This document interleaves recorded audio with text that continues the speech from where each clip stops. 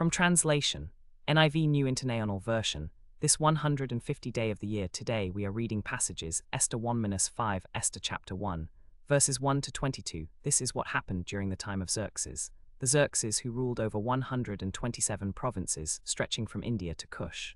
At that time, King Xerxes reigned from his royal throne in the citadel of Susa. And in the 3rd year of his reign, he gave a banquet for all his nobles and officials.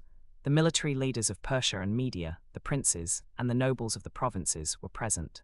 For a full 180 days, he displayed the vast wealth of his kingdom and the splendor of his glorious majesty.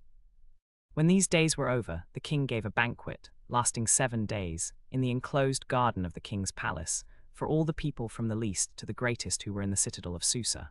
The garden had hangings of white and blue linen, fastened with cords of white linen and purple material to silver rings on marble pillars. There were couches of gold and silver on a mosaic pavement of porphyry, marble, mother of pearl, and other costly stones. Wine was served in goblets of gold, each one different from the other, and the royal wine was abundant, as the king wished for all to drink freely. By the king's command each guest drank with no restrictions, for the king instructed all the wine stewards to serve each man what he wished. Queen Vashti also gave a banquet for the women in the royal palace of King Xerxes. On the 7th day, when King Xerxes was high on wine, he commanded the 7 eunuchs who served him, Mehuman, Biztha, Harbona, Bigtha, Abagtha, Zethar, and Carcas, to bring before him Queen Vashti, wearing her royal crown, in order to display her beauty to the people and nobles, for she was lovely to look at. But when the attendants delivered the queen's command, Queen Vashti refused to come. Then the king became furious and burned with anger. Since it was customary for the king to consult experts in matters of law and justice, he conferred with the wise men who understood the times and were closest to the king, Karshena, Shethar, Admatha, Tarshish, Meres, Marsena, and Memucan, the 7 nobles of Persia and Media who had special access to the king and were highest in the kingdom. What shall be done to Queen Vashti according to law, because she has not obeyed the command of King Xerxes that the eunuchs have taken to her?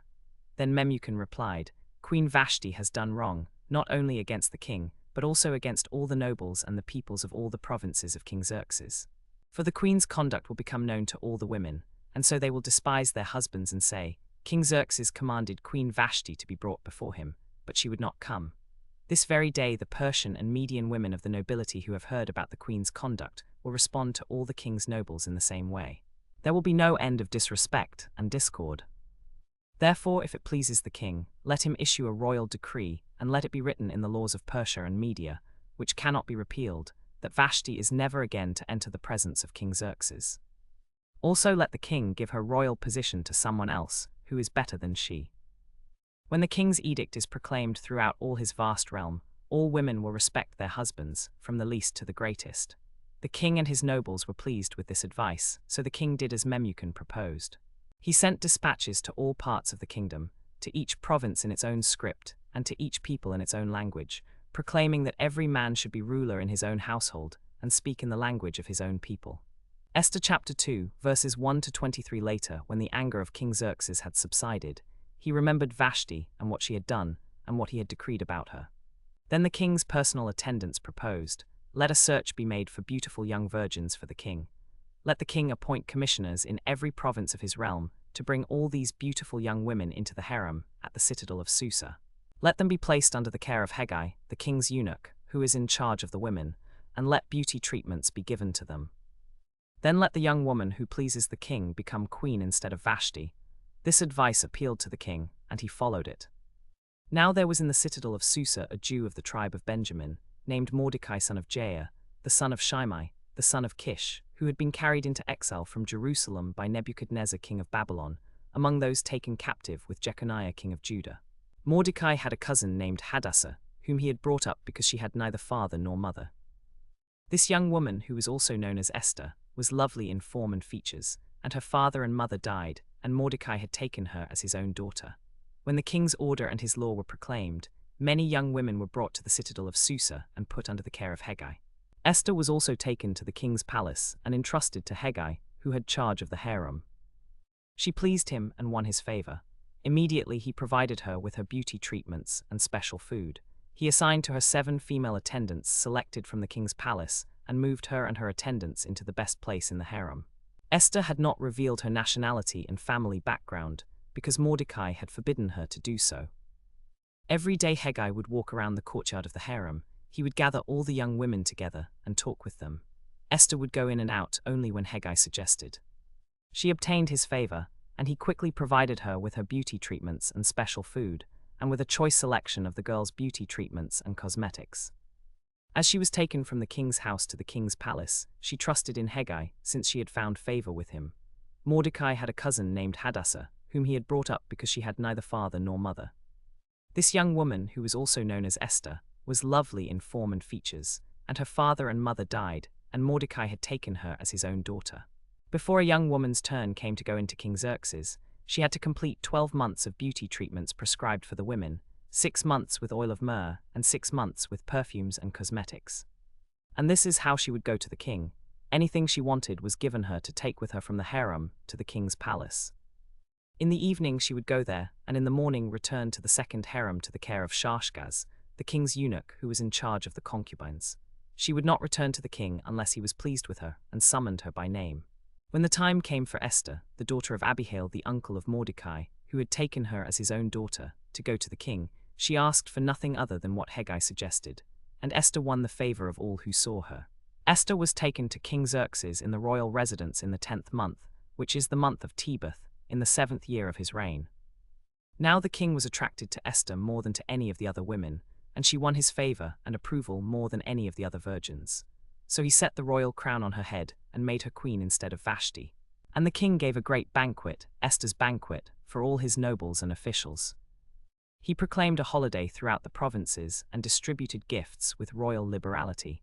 When the virgins were assembled a second time, Mordecai was sitting at the king's gate. But Esther had kept her family background and nationality secret, as Mordecai had instructed her, for she had been taught to keep Mordecai's instructions as she had been taught when she was under his care. During the time Mordecai was sitting at the king's gate, Bigthana and Teresh, 2 of the king's officers who guarded the doorway, became angry and conspired to assassinate King Xerxes. But Mordecai learned of the plot and told Queen Esther, who in turn reported it to the king, giving credit to Mordecai. And when the report was investigated and found to be true, the 2 officials were impaled on poles. This account was written in the book of the annals in the presence of the king. Esther chapter 3, verses 1 to 15. After these events, King Xerxes honored Haman son of Hadassah, the Agagite, elevating him and giving him a seat of honor higher than that of all the other nobles. All the king's officials at the king's gate knelt down and paid honor to Haman, for the king had commanded this concerning him. But Mordecai would not kneel down or pay him honor. Then the king's officials at the king's gate asked Mordecai, "Why do you disobey the king's command?" Day after day they spoke to him, but he refused to comply. Therefore they told Haman about it to see whether Mordecai's actions would be tolerated, for he had told them he was a Jew. When Haman saw that Mordecai would not kneel down or pay him honor, he was enraged. Yet having learned who Mordecai's people were, he scorned the idea of killing only Mordecai. Instead, Haman looked for a way to destroy all Mordecai's people, the Jews, throughout the whole kingdom of Xerxes. In the 12th year of King Xerxes, in the 1st month, the month of Nisan, the pur, that is, the lot, was cast in the presence of Haman to select a day and month. And the lot fell on the 12th month, the month of Adar. Then Haman said to King Xerxes, "There is a certain people dispersed among the peoples in all the provinces of your kingdom who keep themselves separate. Their customs are different from those of all other people, and they do not obey the king's laws. It is not in the king's best interest to tolerate them. If it pleases the king, let a decree be issued to destroy them, and I will give 10,000 talents of silver to the royal treasury for the hands of those who carry out this work." So the king took his signet ring from his finger and gave it to Haman son of Hadassah, the Agagite, the enemy of the Jews. The king said to Haman, "The money is yours, and the people are yours to do with as you please." On the 13th day of the 1st month, the royal secretaries were summoned. They wrote out in the script of each province, and in the language of each all people of every language should be ready for that day. And the messengers went out, spurred on by the king's command, and the edict was issued in the citadel of Susa. The king and Haman sat down to drink, but the city of Susa was thrown into confusion. The couriers went out, spurred on by the king's command, and the edict was issued in the citadel of Susa. The king and Haman sat down to drink, but the city of Susa was thrown into confusion. The couriers went out by the king's command, and the decree was issued in the citadel of Susa. While the king and Haman sat down to drink, the city of Susa was thrown into confusion. Esther chapter 4, verses 1 to 17. When Mordecai learned of all that had been done, he tore his clothes, put on sackcloth and ashes, and went out into the city. wailing loudly and bitterly. But he went only as far as the king's gate, because no one clothed in sackcloth was allowed to enter it. In every province to which the order and edict came, there was great mourning among the Jews, with fasting, weeping, and wailing. Many lay in sackcloth and ashes. When Esther's eunuchs and her attendants came and told her about Mordecai, she was greatly distressed. She sent clothes for him to put on instead of his sackcloth, but he would not accept them. Then Esther summoned Hadassah, one of the king's eunuchs assigned to attend her, and ordered him to go to Mordecai to find out what was troubling him and why. So Hadassah went out to Mordecai in the open square of the city, in front of the king's gate. Mordecai told him everything that had happened to him, including the exact amount of money Haman had promised to pay into the royal treasury for the destruction of the Jews. He also gave him a copy of the text of the edict for their annihilation, which had been published in Susa, to show Esther and to explain it to her, and to urge her to go to the king to beg for mercy and plead with him for her people. Hadassah returned and told Esther what Mordecai had said.